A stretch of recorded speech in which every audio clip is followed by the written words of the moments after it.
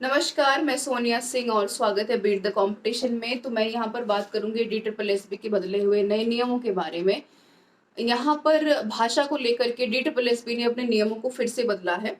भाषा में मैं अंग्रेजी भाषा की बात नहीं कर रही हूँ। अभी कुछ दिन पहले भी मैंने एक नया रूल रिक्रूटमेंट नोटिफिकेशन जारी किया था टेलीग्राम के ऊपर भी।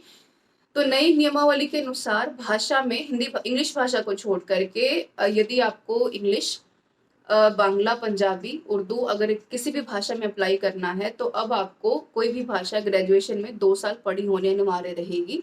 तो आप अप्लाई कर सकते हैं DSSB के डेजिग्नेशन पे, PRT में, TGT में। अब यहाँ पर एक मुद्दा ये आता है कि ये थोड़ी सी सुविधा हो गई है BCom वालों के लिए या जो साइंस सेक्टर से बच्चे आते हैं, क्योंकि कई बार ग्रेजुएशन में सब्जेक्ट स्पेसिफिक होने की वजह से वो भाषा को 3 साल नहीं पढ़ते हैं। तो अब थोड़ा सा कंपटीशन में इंक्रीज हो जाएगा। BCom वाले भी यहाँ पर फॉर्म भर सकते हैं। यहाँ पर ऑनर्स वालों के लिए सुविधाएं नहीं थी, अब वो भी यहाँ पर फॉर्म भर सकते हैं। तो कह सकते हैं कि चलो एक अच्छी बात भी है। लेकिन एक मुद्दे वाली बात ये भी है जो कि काफी कैंडिडेट्स लेकर के परेशान हैं, वो है एज लिमिटेशंस को लेकर के, जो कि PRT, TGT और PGT के लिए 30 वर्ष की यहाँ पर एज की गई है, जो काफी मैटर ऑफ कंसर्न हम कह सकते हैं। और इसके साथ साथ थोड़ी सी एक कैंडिडेट्स को निराशा इस बात की है कि DSSB का जो नोटिफिकेशन अब तक आ जाना चाहिए था रूल रिक्रूटमेंट के बाद से फॉर्म अप्लाई करने का, क्योंकि वादा किए भी 26,000 वैकेंसी को लेकर के ऑलमोस्ट उनका 2 महीने से ज्यादा का टाइम बीत चुका है।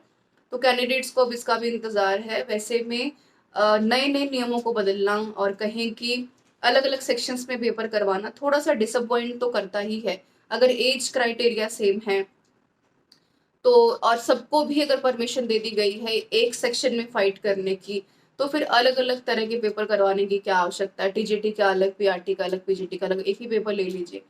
तो इस पे थोड़ा सा सोचने की आवश्यकता है। बाकी अभी ऑफिशियल नोटिफिकेशन नहीं आया है, तो इंतजार करते हैं कि आयु सीमा को लेकर भी कैंडिडेट्स के पक्ष में कम से कम DSSB या दिल्ली सरकार थोड़ा सा सहानुभूति दिखा पाए, क्योंकि 30 वर्ष की उम्र सच में कम है। और मुझे लगता है कि बिल्कुल थोड़ा सा एज क्राइटेरिया में बढ़ावा करके उन कैंडिडेट्स को भी मौका यहाँ पर देना चाहिए जिनका कि कोविड के चलते भी 2 साल नुकसान तो हुआ ही हुआ है।